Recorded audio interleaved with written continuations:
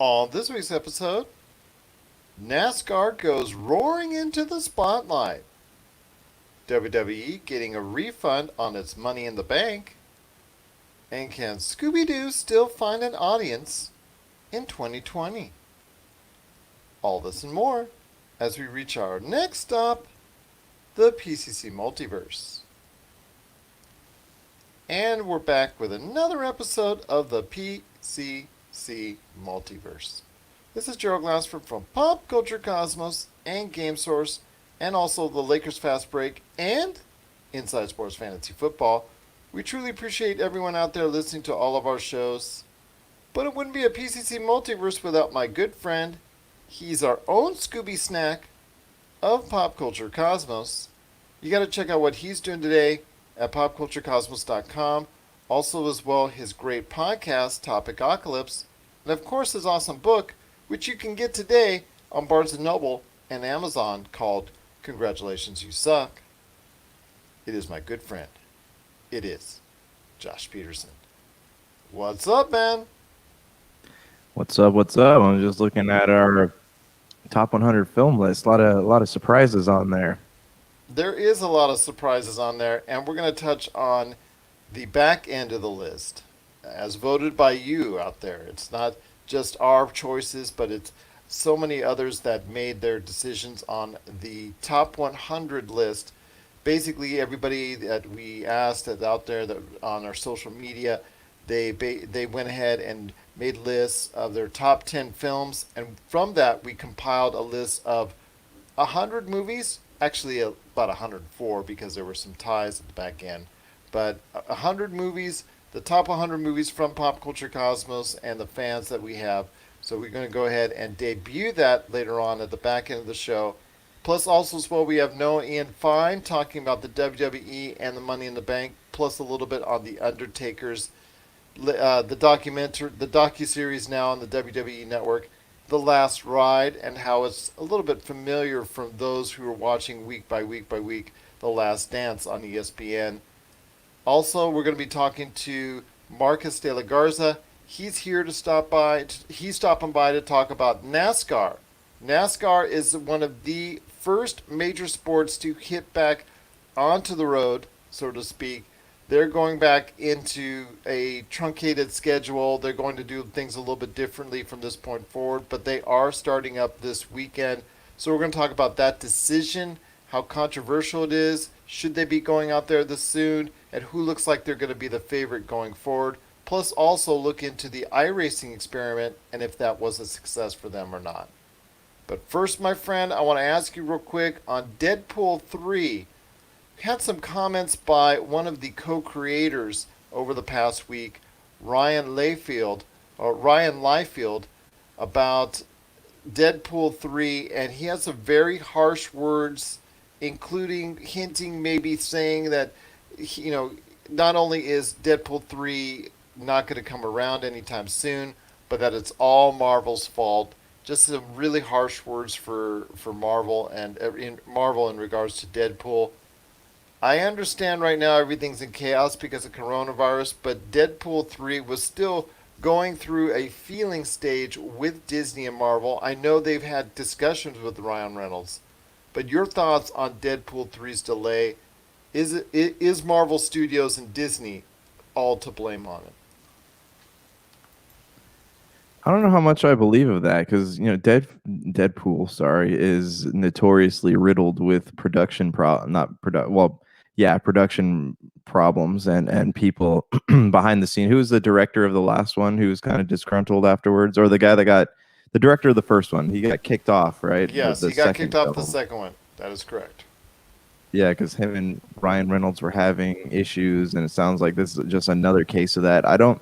Disney would be dumb not to, because Bob Iger has repeatedly come out and say we are going to develop Deadpool. Deadpool is going to be incorporated into the Marvel Cinematic Universe, but in like a more mainstream fashion. Ryan Reynolds has gone on and said he has had talks, and those talks took place literally weeks before the whole coronavirus thing happened. So if we're not seeing any movement, it's because of that. I don't think that Disney has any plans to not use this. It just sounds like, kind of like the case of the director of the first film. It's just a disgruntled, creator not being able, getting kicked off something that he really likes doing. Because I honestly don't think that Disney would be foolish enough not to use Deadpool just because of how big of a following it has. And I don't think that they're totally going to discard Deadpool in an R-rated environment. In fact, I think Deadpool 3 will be an R-rated film. I think if he has any interactions, which I think would be awesome if he had interactions with certain segments of the Marvel Universe, I think that's obviously going to be kept at a PG 13 level. But I don't think you'll make a Deadpool 3 and make it PG 13. You may make a PG 13 cut of it, like they did with Deadpool 2, but it initially will come out as an R-rated film. You just don't throw away one of, actually two of the most successful R-rated movies of all time, and say, you know what, we're going to just totally neutralize it by making PG-13. It Deadpool has to at least be released as an R-rated film. I think it's going to happen. I think that Disney would be very excited to have it happen, especially now because, as you know, they're losing money hand over fist. So having a property like that now in their stable that they can count on at least $700 million worth worldwide once all the theaters get back to normal, people start going to the theaters once again. A movie that could generate that much income and even more. I would gather to say if it's done well and promoted well, it has even an outside chance to become the second R-rated film ever to gain over $1 billion in worldwide revenue.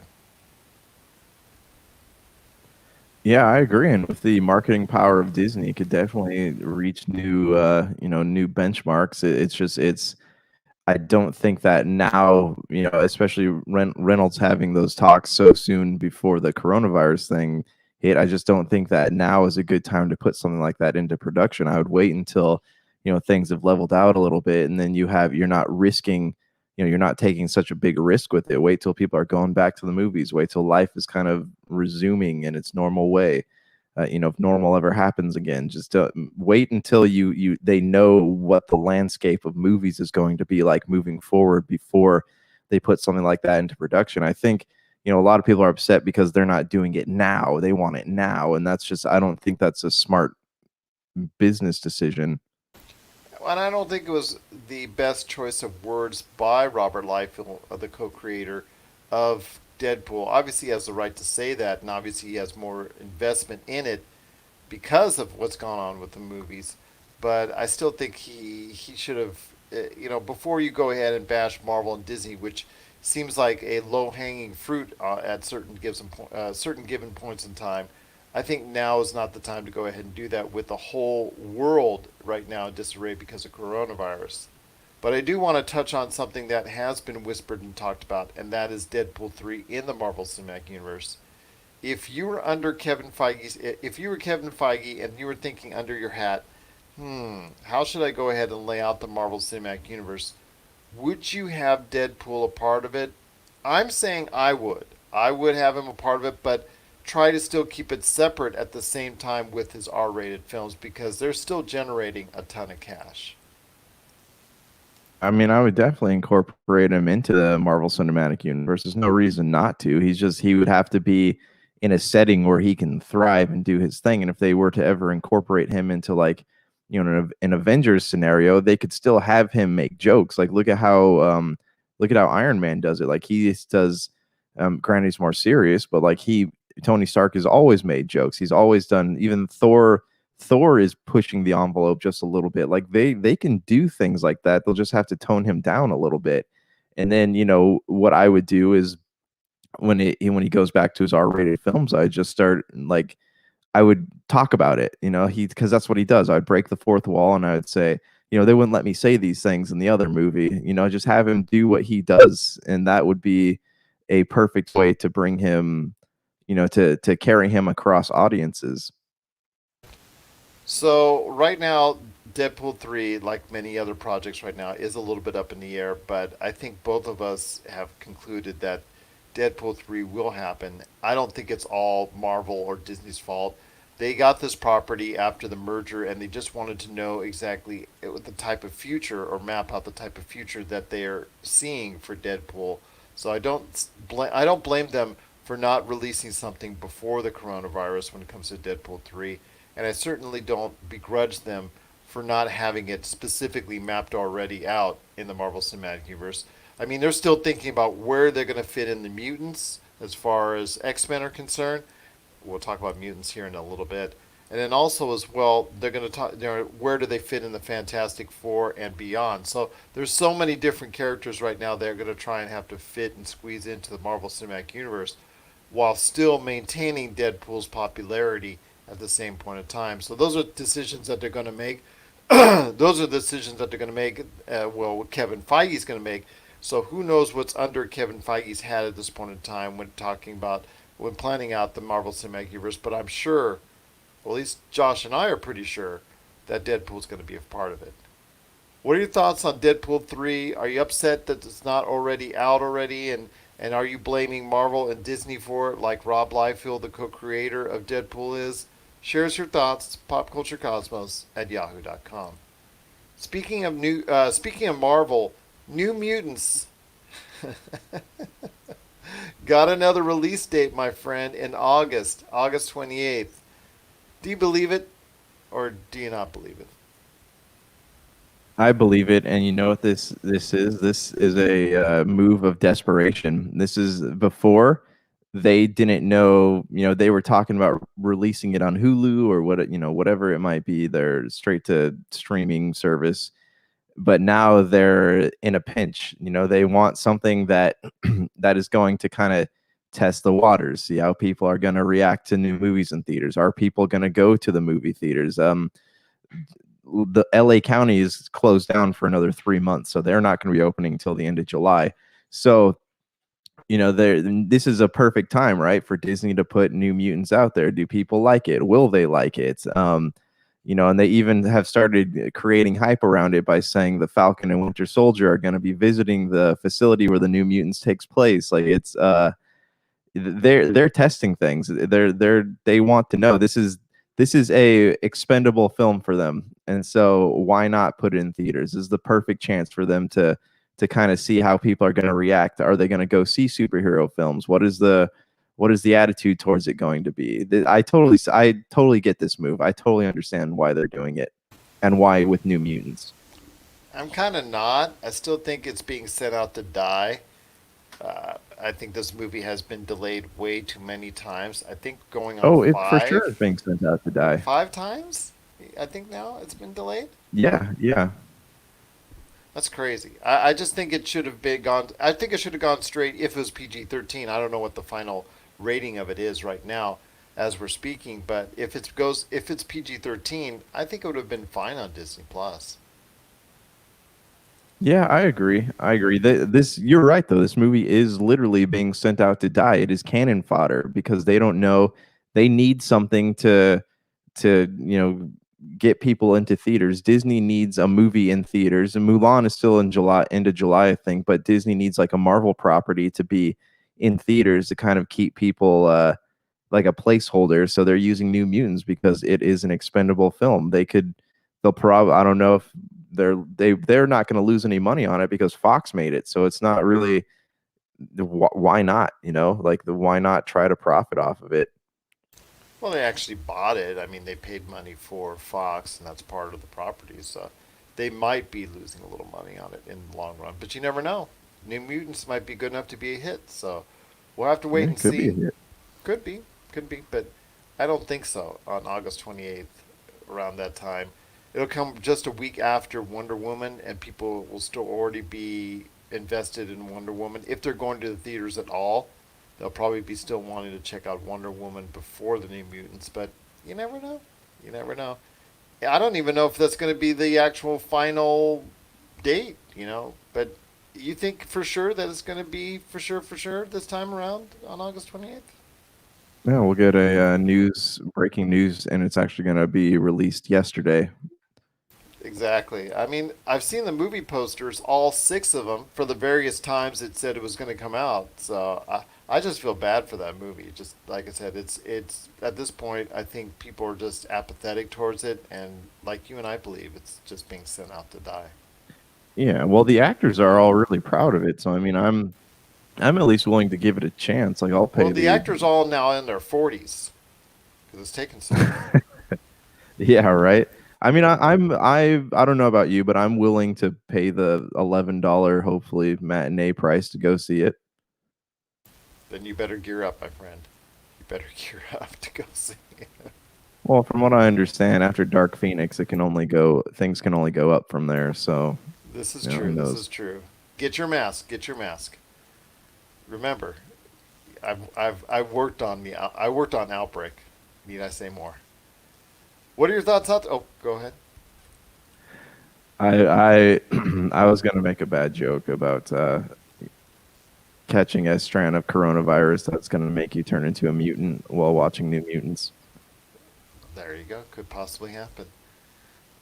What are your thoughts out there on New Mutants coming in August? Are you still interested in it? Do you think it's being sent out to die by Disney and Marvel? Would you rather prefer that it gone straight to Disney Plus, which is probably going to end up being anyways? If it does come out in August, it'll probably be coming out by December at this point in time. Share us your thoughts, popculturecosmos at yahoo.com. Well, before we go ahead and meet up with Marcus de la Garza, just want to get a couple things in here. PlayStation Studios and Unreal 5. Epic debuted Unreal 5, the engine, in a tech demo this week for PlayStation 5, but also I'm assuming for Xbox Series X. Your thoughts on how good it looked, my friend?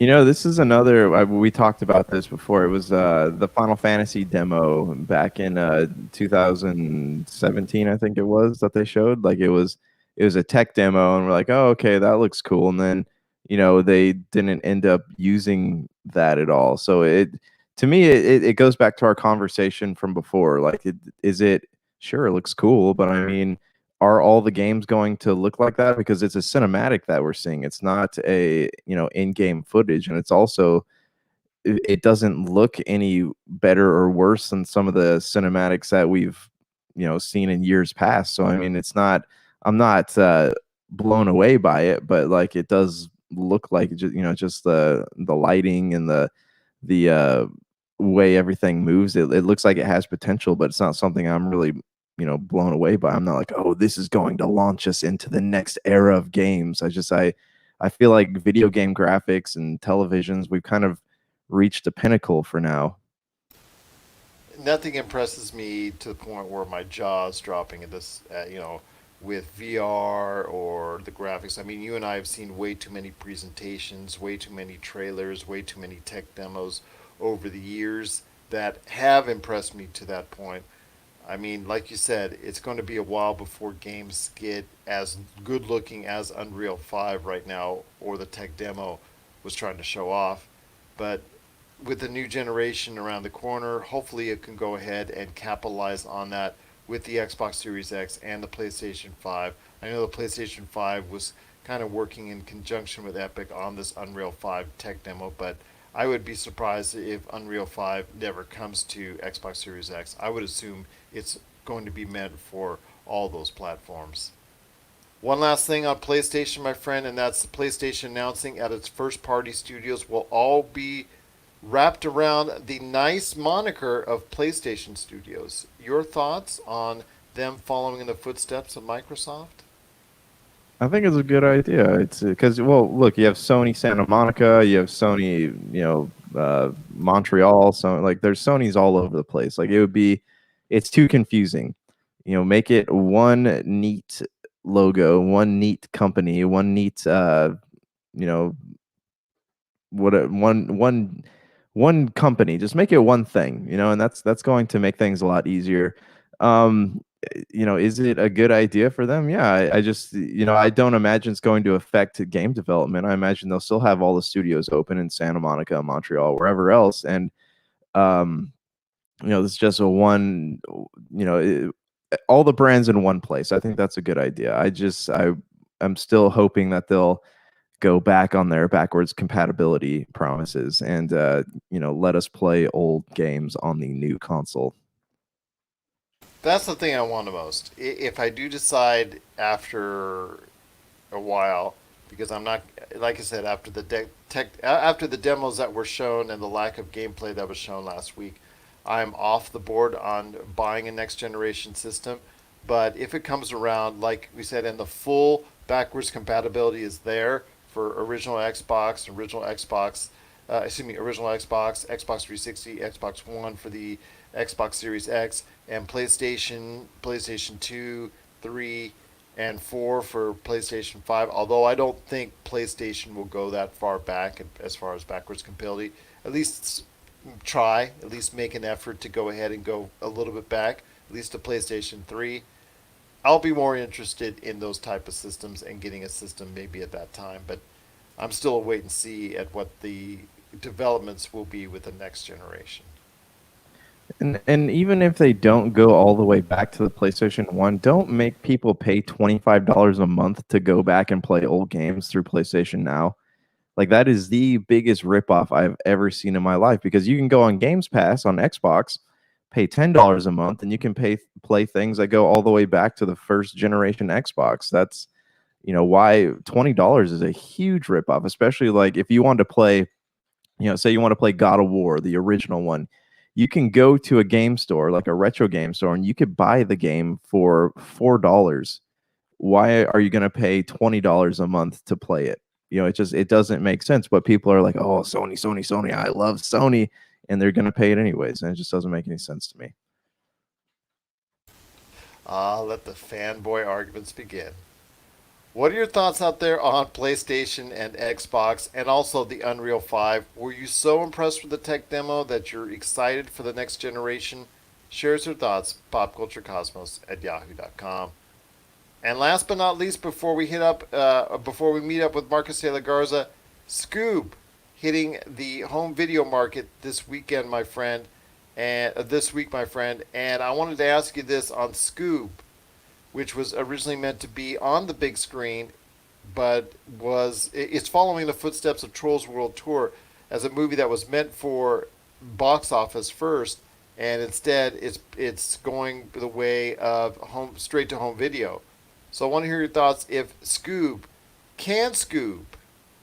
which is the movie which is the name of which is the title of the new Scooby Doo movie that's out, can Scoob be the next Trolls World Tour? With the kind of success that it's had. I think that Scoob is going to do better than Trolls World Tour.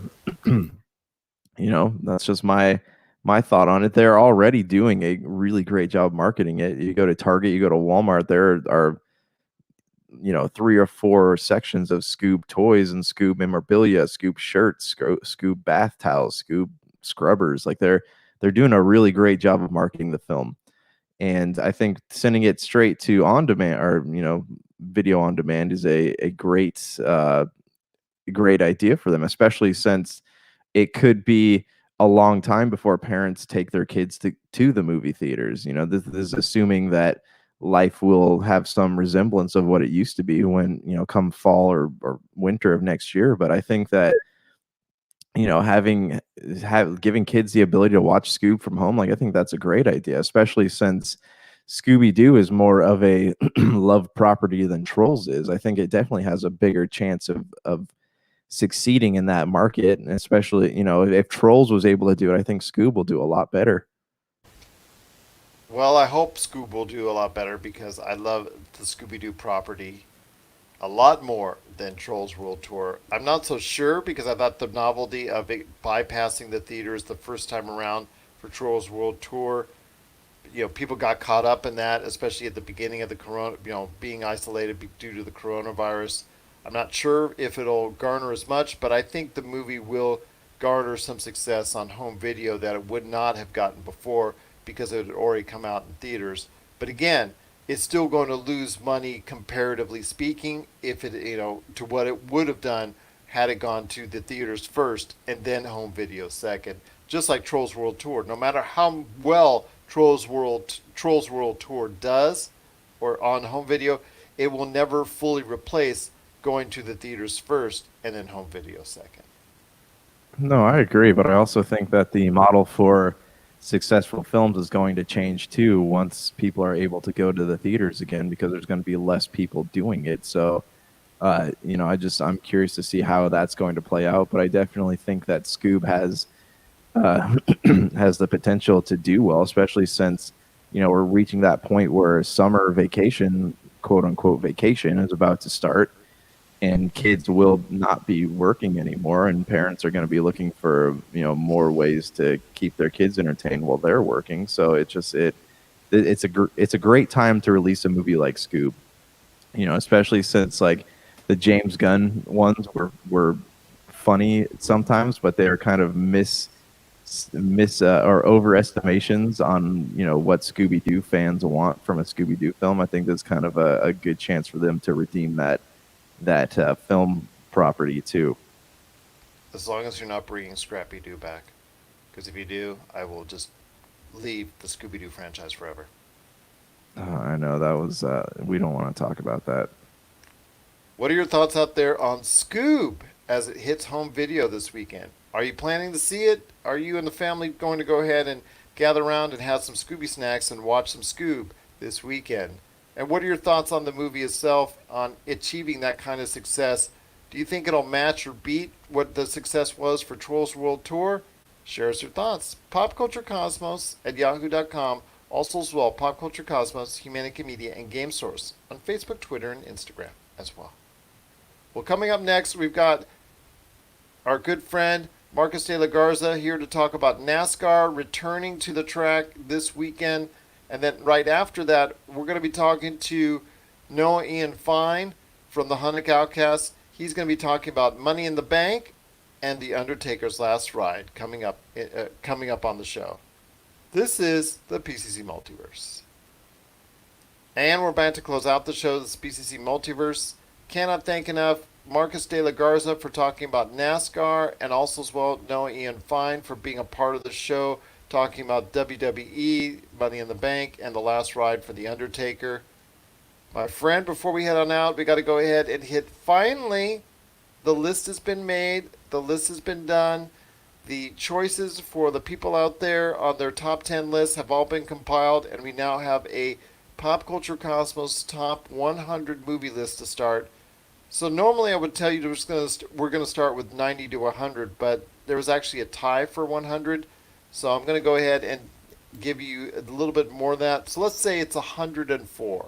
And we're going to start with Duel, which was one of the first features made by Steven Spielberg, starring Dennis Weaver. Do you have any memories of Duel? Because I've seen it, and I was very impressed by it, by someone who, back in the early 1970s, was just starting to earn his stripes from the director's chair. I have not seen Duel. I didn't even, I'm not. I like Spielberg, but I'm not like a aficionado on Spielberg films. So I've not seen Duel. Don't not even sure what it is. So if you're gonna, you guys can send me some hate mail on that if you'd like to. But I'll look into it. Basically, Duel is a suspense thriller where it's a gentleman who's just driving on the highway, gets basically harassed and almost with his very livelihood threatened by a truck that you never really see the driver for or whatnot. So it's this very suspenseful thriller. You got to take it in the context of when it was made. So it is Duel. It is one of Steven Spielberg's first movies, and that is at 104. Let's round this off real quickly, and let's go into it. 103 is Full Metal Jacket. Sean Penn, I believe also as well, Michael J. Fox. Very underrated movie. Something that is still kind of forgotten in today's age compared to what we thought of at that point in time when the Platoons and other movies of that nature that covered the Vietnam War or those Yeah. type of wars. So your thoughts on Full Metal Jacket, real quick? It's not a typical war film. Like I went into it expecting it to be, a typical war film, but it's not. It's more of a psychological thing than your average war genre film. It is a little bit different than your average war film, but check it out today. Hopefully, you get a chance to. It is Full Metal Jacket, and that's also tied on our list just right at 103. 102 is Karate Kid. The Karate Kid, very famous Ralph Macchio film. Pat Morita. Obviously, I like more today as far as Cobra Kai, the series that has been splintered off so many years later. I enjoy the heck out of that show, that series, because it takes what happened in that movie and it's just branched it out even more. But your thoughts on the Karate Kid? I've only seen it once. I it is good. Like I liked it. I did not like the Will Smith one, but not Will Smith. Sorry, the one with his son, the remake Yeah. with Jackie Chan. Wasn't a huge fan of that one, but yeah, Karate Kid was good. Karate Kid 2 was not memorable for me. I don't really remember it, so it must not have been that great. But yeah, I do remember watching Karate Kid and I did enjoy it. I thought it was a little cheesy at the time, even in the '80s, and you see it now, and it exudes even more cheese. But it is the Karate Kid, and it holds a special place in a lot of people's hearts, and that is also on our list in the well, it's tied for 100, for lack of a better term. Right after that is Kiss Kiss Bang Bang, one of the more underrated films for Robert Downey Jr. Your thoughts on Kiss Kiss Bang Bang? Love, love, love this movie. Oh, it is wow. I don't even like. I like it. It reminds me so much of like the Guy Ritchie crime capers that I love so much. But it puts like this really uh not a twist, but it's like it's funny. It's more comedic than it is dark, and there's so many like things in there that are so shocking, and just the way that Robert Downey Jr. is able to play that awkward criminal. Like this was what made me in a Robert Downey Jr. fan. Like I hadn't seen a lot of stuff that he'd been in before this movie, and then this kind of like made me want to go back and watch some of his other films. I really enjoy this movie. Val Kilmer is amazing. Shane Black does a great job of doing the director duties. And this is kind of what I was expecting from Iron Man 3. Like a lot of people didn't like Iron Man 3, but after a few views of it, like I did start to like it more and more because I started to look at it not as a superhero film, but more as like a Kiss Kiss Bang Bang spiritual successor. And yeah, I really like this movie.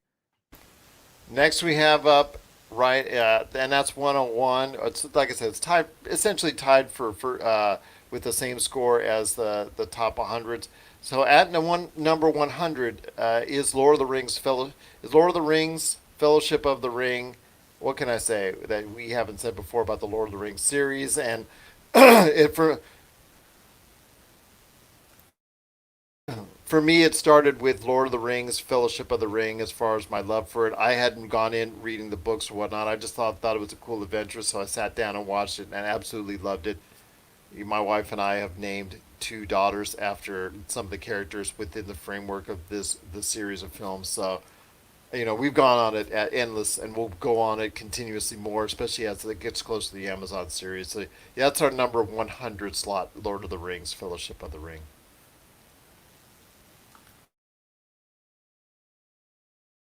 Yeah, great film. It is.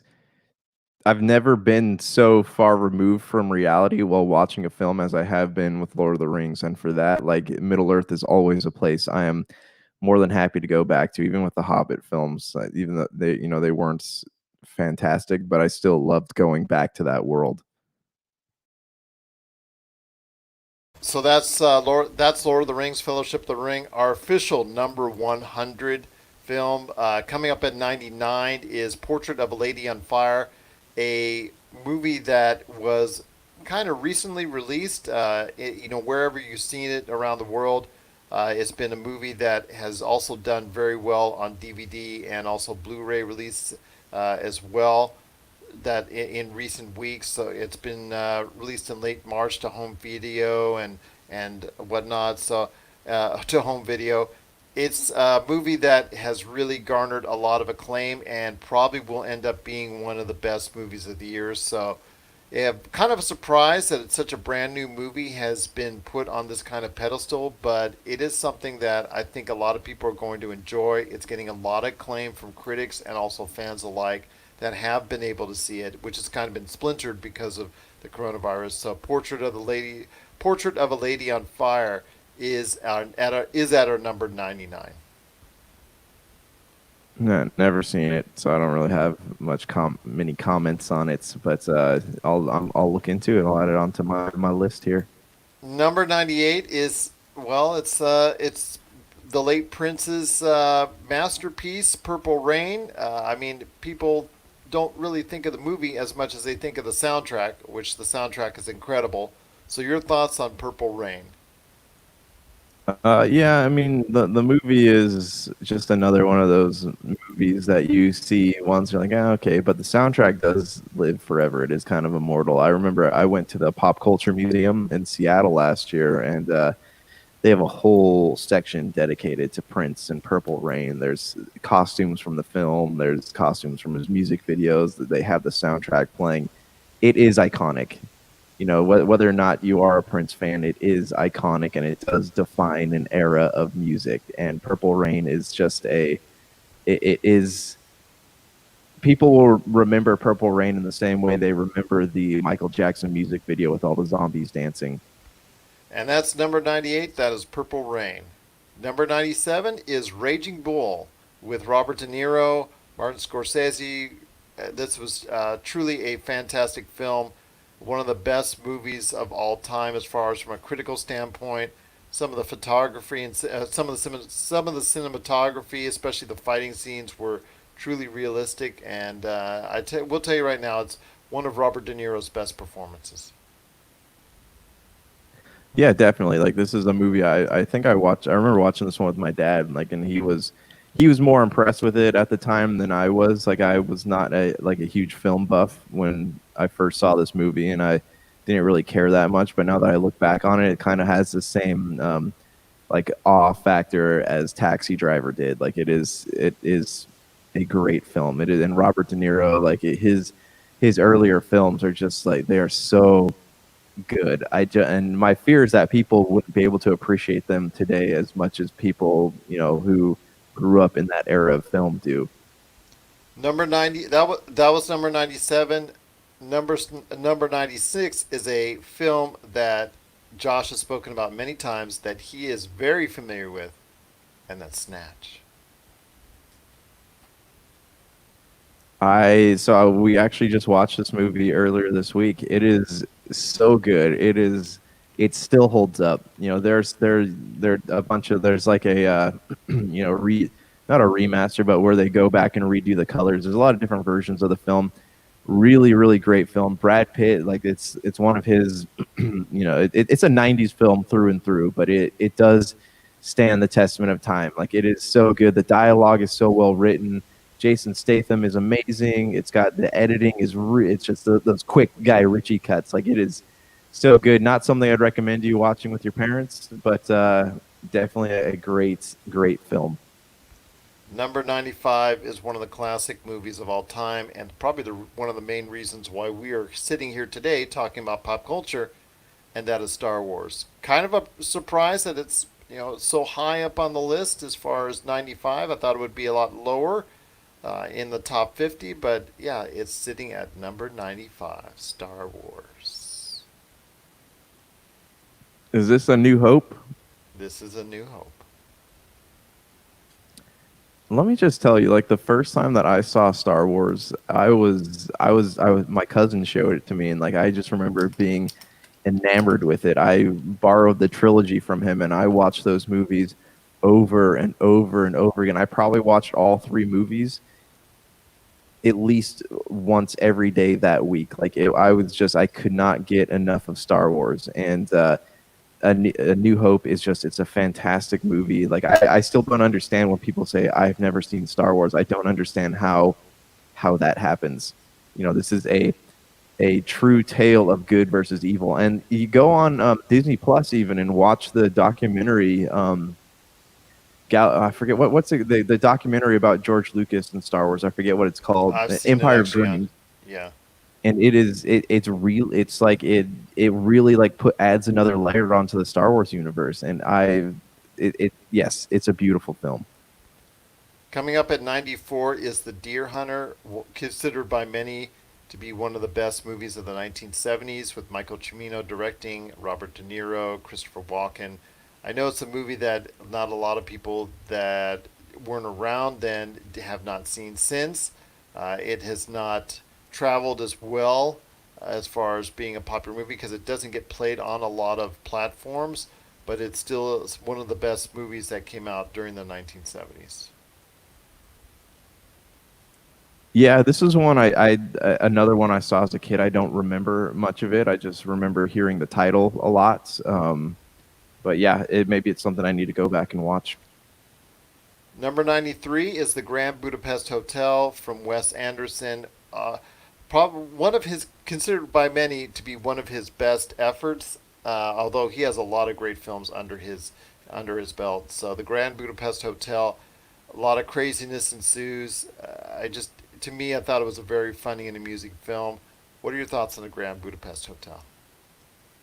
You know, it's a very niche film. Like he's a very niche filmmaker, and his stuff is amazing. Like I love it. I saw what Isle of Dogs. Like that one was really good. Yes. But he's one of those filmmakers that like people don't appreciate as much just because his films aren't really in the big spotlight a lot. Like it's something that if you're an indie film lover, you're like, oh, Wes Anderson has a new film coming out. But I really wish that he would get the acclaim he deserves because he is a very brilliant filmmaker, and that is a very good movie.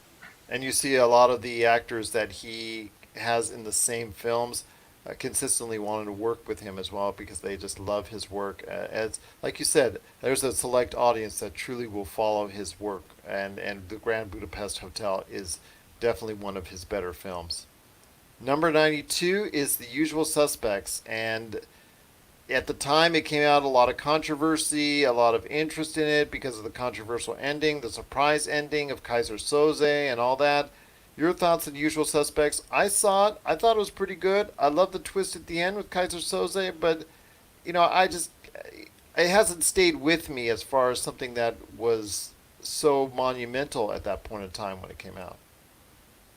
I have never seen The Usual Suspects. It's a movie I've always been curious about, and I've wanted to. I got friends who love it, but it's something that I have never actually sat down to watch it because by the time I was, in the mood to or in a place where I could watch something like that, because I was in elementary school when this movie came out, and it wasn't something I could like have my mom buy for me. So when I was finally like into film, I forgot about it. And that was number 92 with the usual suspects. Number 91 is Thor Ragnarok, and you and I have obviously spoken at length about Thor Ragnarok being a funny and entertaining film that reignited Thor, his character, and made him it turned him from one of the most boring and drab and most one of the most cardboard of the heroes in the Marvel Cinematic Universe to one of the more interesting and more amusing. And it really took Chris Hemsworth's comedic talents, which I speak so highly of, which has not been showcased very much or very well outside of the Marvel Cinematic Universe. It really took that side of him and really made it worth watching. And credit goes to Taika Waititi, and obviously you've seen the success for him since that movie. Yeah, I agree. Great film. I got a review of it up on our website here, so you can go check that out. But yeah, it kind of like it brought a new dimension to Thor. I don't know, if it was if necessarily liked the new direction of Thor, like the comedic thing of it. Looking back, I do like it now after seeing how it all came full circle. But yeah, great film. Don't expect it to be anything like the comic book because it's not, but definitely worth watching. Well, and we have, and that was at number 91, and coming up at number 90 is Tinker Tailor Soldier Spy. That was a film that came out, a lot of interest in it, a lot of intrigue, one of those political spy thrillers that, from that was based in the last century, for wartime, because it was just such a inspirational thriller. Your thoughts on Tinker Tailor Soldier Spy? This was one that my brother actually told me about, and like I had heard about it, but I hadn't sat down to watch it. So, sitting down to watch it, it really great. It's kind of a dark film. Yeah, during the Cold Wars of the 1970s. Yeah, yeah. So it's just, I mean, and that's just the era that it was made in. But it's not like, people going in expecting it to be like, it is entertaining, but it's more of a. Hold on, sorry.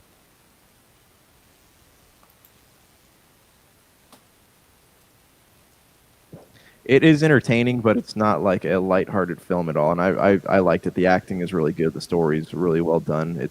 It's a great film. It's not it is worthy of the awards and all the considerations that it's gotten. And it has a stellar cast, which everybody in that just star-studded cast of Gary Oldman, Benedict Cumberbatch. I mean, the Colin Firth. The list goes on and on. It's just, it's a great film that I think people need to go ahead and check out, and that is Tinker Tailor Soldier Spy is at number 90. Stay tuned for our list as we go on each week and count down another 10 in our top 100 movies of all time. Next week we will be covering that on one of our episodes, either the PCC Multiverse or Pop Culture Cosmos. So stay tuned to that as we continue to break down our list of the top 100 movies as decided by our fans from the Pop Culture Cosmos. And also stay tuned for the written versions as well, coming up soon on the popculturecosmos.com. On popculturecosmos.com. Well, my friend, it's been a great episode. Once again, I want to thank so much Marcus de la Garza for being part of it, and also as well Noah Ian Fine. Any last thoughts on the way out? No, I think we covered everything. I'm gonna, give this top 100 list a more thorough read through, but you can still vote now. Go on, send us your top 100 on email, popculturecosmos@yahoo.com, or go on the Facebook page and post your top 10 films. Sorry, and we'll get you added onto this list. And that is popculturecosmos@yahoo.com. Well, my friend, it's been a great episode. I cannot thank you enough for being a part of it once again. I know there's going to be a lot of stuff we're going to be talking about on the Monday program as well. So I'm looking forward to it. And I've got some great guests, including Jessica Boggs with part 1 of her May TV update. So she's going to be talking about some of the major networks there. And TJ Johnson's coming by as well to talk some pop culture for us. Glad to have him back. The new daddy is ready to talk about some great things going on in the realm of pop culture. So for Josh Peterson, this is Gerald Glassford. It's another beautiful day in paradise right here in the PCC Multiverse. We thank you for listening. And here's hoping you have yourself a great